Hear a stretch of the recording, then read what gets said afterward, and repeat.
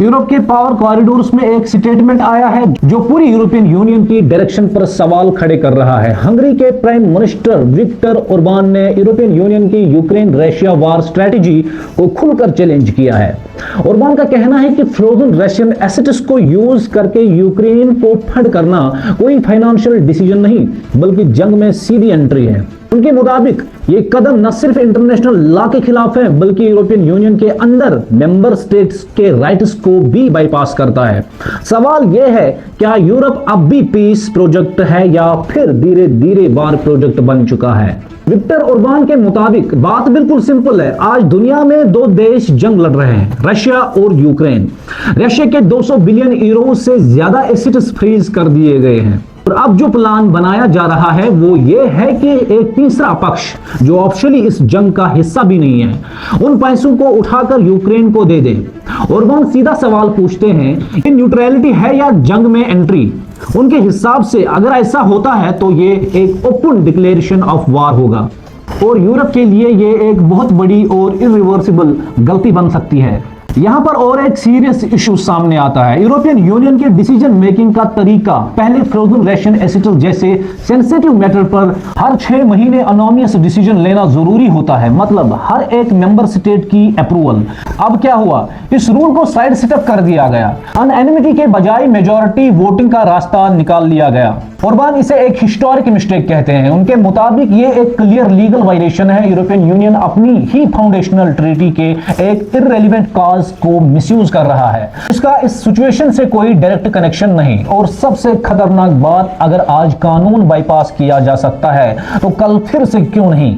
Orban सिर्फ Russia assets पर ही नहीं रुकते, वो एक और इशू उठाते हैं, यूजलेस ब्यूरोक्रेट्स का मेंबर स्टेट को बाईपास करना। उनके मुताबिक कुछ एग्रीमेंट्स ऐसे हैं जिन्हें मेंबर स्टेट्स की मर्जी के बिना साइन करने की कोशिश हो रही है। ओरबान इसे और कोई नाम नहीं देते, वो इसे कॉन्स्पिरेसी और मेंबर स्टेट के खिलाफ कॉप डिटेक्ट कहते हैं। उनका कहना है कि यह डर सिर्फ हंगरी तक लिमिटेड नहीं, आज हंगरी कल कोई और कंट्री। इसलिए इस ट्रेंड को अभी इसी वक्त रोकना जरूरी है। ओरबान का एनालिसिस में यूरोप की इकोनॉमी का गिरना कोई एक्सीडेंट नहीं है। जब करंट यूरोपियन यूनियन लीडरशिप ने चार्ज लिया था, यूरोप एक कॉम्पिटिटिव और पीसफुल रीजन था।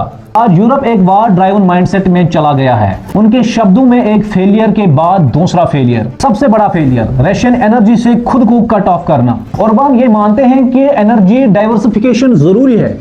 ज्यादा सोर्सेज का मतलब ज्यादा स्टेबिलिटी, लेकिन अपने सबसे सस्ते, सबसे रिलायबल और सबसे अबंडेंट एनर्जी सोर्सेज से खुद ही डिस्कनेक्ट हो जाना ये इकोनॉमिकली इरेशनल है। इसलिए हंगरी का स्टैंड क्लियर है, हम किसी भी एनर्जी सोर्स से खुद को कट ऑफ नहीं करेंगे। हंगरी सिर्फ ऑयल और गैस खरीदने तक लिमिटेड नहीं रही, अब कंट्री ऑयल और गैस फील्ड्स भी एक्वायर कर रही है, चाहे स्टेट ओनर्ड कंपनीज हो या प्राइवेट सेक्टर के गेट्स। ये एक long term energy security strategy है। अगर कोई यूरोपियन यूनियन डिसीजन हंगरी के नेशनल इंटरेस्ट के खिलाफ आता है तो आंसर सिंपल है, विटो। ओरबान का फाइनल मैसेज बिल्कुल सीधा है, वार महंगी होती है, पीस सस्ती होती है।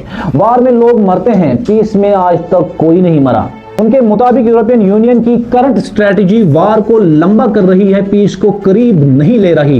इसीलिए वो डिमांड करते हैं कि यूरोपियन यूनियन अपनी वार सपोर्टिंग पॉलिसी को अबेंडन करे, इस डेड एंड से बाहर निकले और एक पीस बेस्ड अप्रोच की तरफ यू टर्न ले। ये सिर्फ हंगरी का पॉलिटिकल स्टैंड नहीं है, ये एक बड़ा सवाल है यूरोप के फ्यूचर पर। क्या यूरोपियन यूनियन अभी भी एक पीस प्रोजेक्ट रहेगी या फिर हिस्ट्री इसे वार को फंड करने वाली यूनियन के तौर पर याद रखेगी? जवाब अब भी खुला है, लेकिन विक्टर ओरबान का मैसेज क्लियर है, वार का रास्ता छोड़ो, पीस को चांस दो। चैनल को सब्सक्राइब शेयर जरूर कीजिए ताकि नई आने वाली हर वीडियो आप तक पहले पहुंचे। दीजिए इजाजत अपने उमर भाई को। अस्सलाम वालेकुम।